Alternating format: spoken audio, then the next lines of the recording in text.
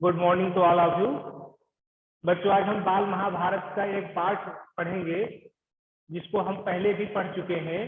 और ये पहले जो पार्ट था अम्बा और भीष्म, इसमें हमने जाना था कि भीष्म के भाइयों का विवाह नहीं हो रहा था, तो उन्होंने काशीराज की कन्याओं का अपहरण कर लिया, जिसमें से जो सबसे बड़ी कन्या थी अम्बा, उसने कहा कि भीष्म से कि आपने मेरा हरण तो कर लिया है, लेकिन मुझे जो विवाह करना था वो राजा साल से करना था। मेरे मन में तो साल ही मेरे पति हैं। ये सब बात जानने के बाद भी क्या आप मुझे अपने भाई की पत्नी बनाना चाहेंगे? तो भीष्म क्या करते हैं, जब भीष्म ने पूरी बात सुनी तो बात सुनने के बाद भीष्म क्या करते हैं यहाँ से पढ़ेंगे। यहाँ से भीष्म को अम्बा की बात जची। उन्होंने अम्बा को उसकी इच्छानुसार उचित प्रबंध के साथ सागर के पास भेज दिया और अम्बा की दोनों बहनों अंबिका और अंबालिका का विचित्र वीर के साथ विवाह करा दिया। अम्बा अपने मनोनीत वर शौभराज शाल्व के पास गई और सारा वृत्तांत कह सुनाया। उसने कहा, राजन, मैं आपको ही अपना पति मान चुकी हूँ। मेरे अनुरोध से भीष्म ने मुझे आपके पास भेजा है। आप मुझे अपनी पत्नी स्वीकार कर लें। तो देखते हैं क्या वो स्वीकार करेंगे राजा साल्व। पर शाल्व ना माना। उसने अम्बा से कहा, सारे राजकुमारों के सामने भीष्म ने मुझे युद्ध में पराजित किया है और तुम्हें बलपूर्वक हरण करके ले गए। इतने बड़े अपमान के बाद मैं तुम्हें कैसे स्वीकार कर सकता हूँ? तुम्हारे लिए अब उचित यही है कि तुम भीष्म के पास जाओ और उसकी सलाह के मुताबिक ही काम करो। बेचारी अम्बा हस्तिनापुर लौट आई और भीष्म को सारा हाल कह सुनाया। उन्होंने विचित्र वीर से कहा, वत्स, राजा साल्व अम्बा को स्वीकार नहीं करता है। इससे विदित होता है कि उसकी इच्छा अम्बा को पत्नी बनाने की नहीं है। अब उसके साथ तुम्हारा ब्याह करने में कोई आपत्ति नहीं रही है। पर विचित्र वीर अम्बा के साथ ब्याह करने पर राजी न हुए।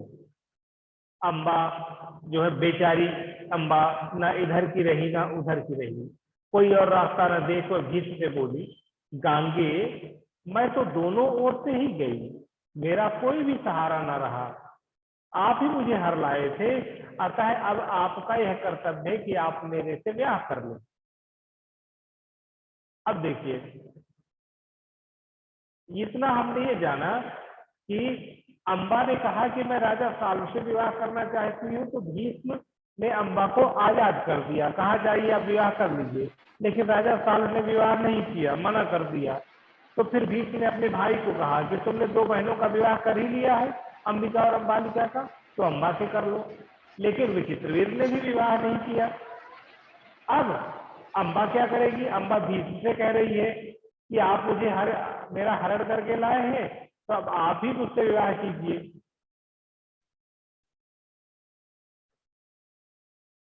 देखते हैं क्या होता है। चलिए आपसे कुछ प्रश्न पूछ लें। तैयार हो सभी? Yes sir. चलिए, तो मेरा पहला प्रश्न का उत्तर है, श्रुति शुक्ला बताएंगी। श्रुति शुक्ला।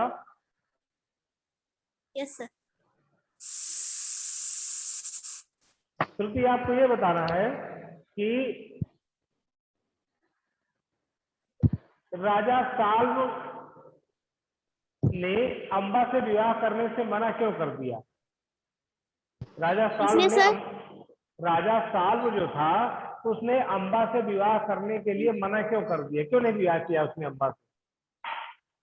सर, क्योंकि राजा भीष्म ने उसको हरा दिया था, इसलिए जो उसने जीत लिया था राजा भीष्म ने, तो वो उसकी संपत्ति हो गई थी, इसलिए उनसे शादी नहीं की थी।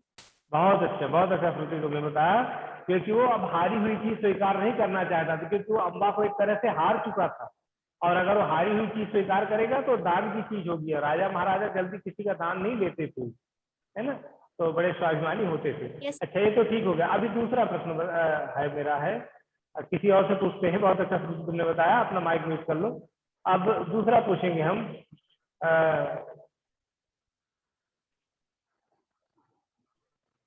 दूसरा बताएंगी रिया गुप्ता। रिया गुप्ता को आवाज आ रही मेरी? Yes sir. रिया गुप्ता,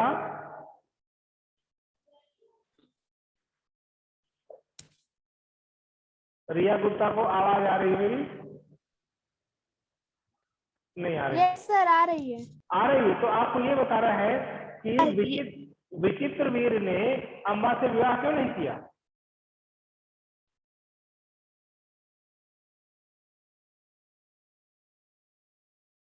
विचित्रवीर ने अम्बा से विवाह क्यों नहीं किया? अच्छा चलिए और किसी से पूछते हैं इस प्रश्न का उत्तर।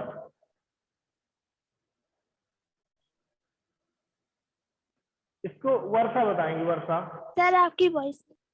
Yes sir. हाँ बताइए। सर क्या? प्रश्न है विचित्रवीर ने अम्बा से विवाह क्यों नहीं किया? सर विचित्रवीर ने अम्बा से विवाह इसलिए नहीं किया क्योंकि सर पहले ही सर जो भीष्म पितामह थे सर, उन्होंने सर उनको बलपूर्वक सर ले आए थे सर अपने राज्य में, और सर उनको बेइज्जती महसूस हुई क्योंकि अम्बा को वापस लेते हुए, इसलिए सर उसने अम्बा से विवाह नहीं किया। विचित्रवीर की बात कर रहे हैं। चलिए देखते हैं इसी का उत्तर और कोई बताएगा। राशि, अच्छा राशि सर, बताएंगी? सर क्योंकि सर जो अम्बा थी वो राजा शुल्क से विवाह करना चाहती थी, इसलिए उन्होंने उनसे विवाह नहीं किया था। भाई विचित्रवीर को पता चल गया था कि ये अम्बा राजा सालू से विवाह करना चाहती हैं।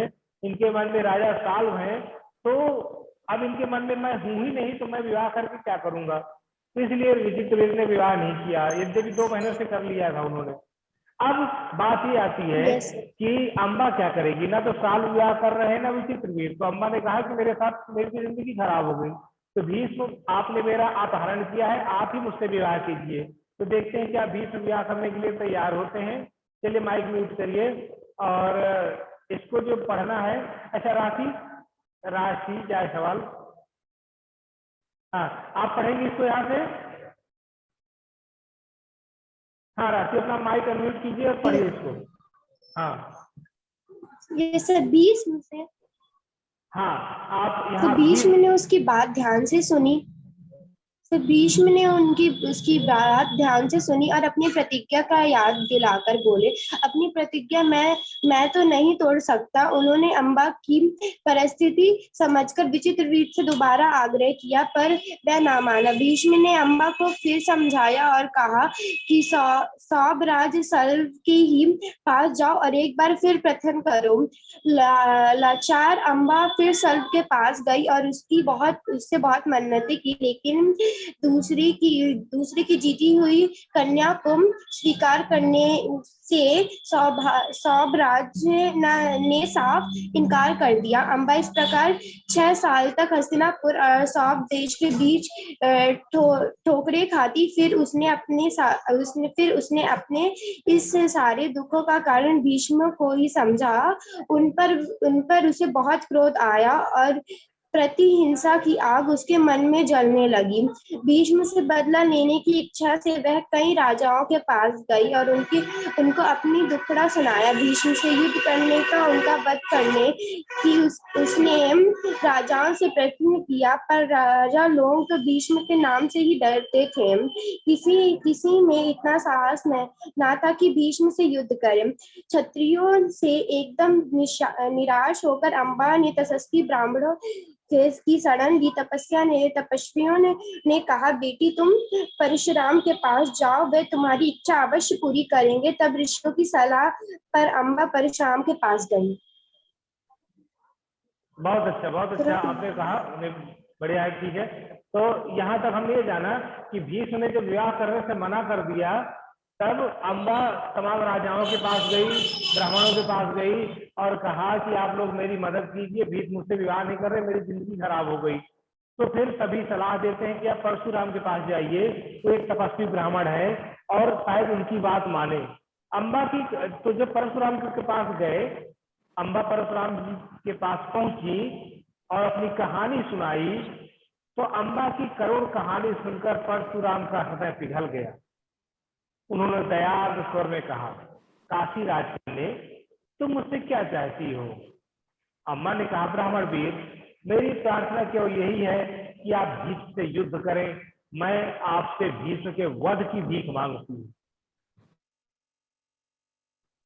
देखते हैं, परशुराम को अम्बा की प्रार्थना पसंद आई।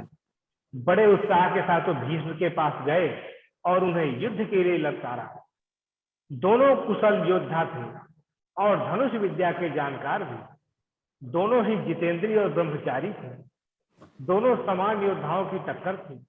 कई दिनों तक युद्ध होता रहा, फिर भी हार जीत का निश्चय न हो सका। अंत में परशुराम ने हार मान ली। उन्होंने अम्बा से कहा, जो कुछ मेरे बस में था कर चुका, अब तुम्हारे लिए यही उचित है कि तुम भीष्म ही की शरण लो। यानी परशुराम ने भीष्म से कहा कि भीष्म, या तो तुम अम्बा से विवाह कर लो या तो मुझसे युद्ध करो। तो भीष्म ने कहा, मैं विवाह नहीं कर सकता क्योंकि मैंने प्रतिज्ञा की हुई है। रही बात युद्ध की, तो मैं आपसे युद्ध के लिए तैयार हूं, अगर आप मुझे जान से मार दें तो समस्या खत्म हो जाए। लेकिन भीष्म बहुत पराक्रमी थे, परशुराम का सामना कर लिए। अंततः जब युद्ध समाप्त नहीं हुआ तो परशुराम ने स्वयं मान लिया कि मैं हार गया और युद्ध समाप्त कर दिया और अम्बा को कहा कि आप भीष्म के पास जाइए। पर अम्बा ऐसी बातों से कब विचलित होने वाली थी। उसने वन में जाकर फिर तपस्या शुरू की और तपोबल से स्त्री रूप छोड़कर पुरुष बन गई और उसने अपना नाम शिखंडी रख लिया।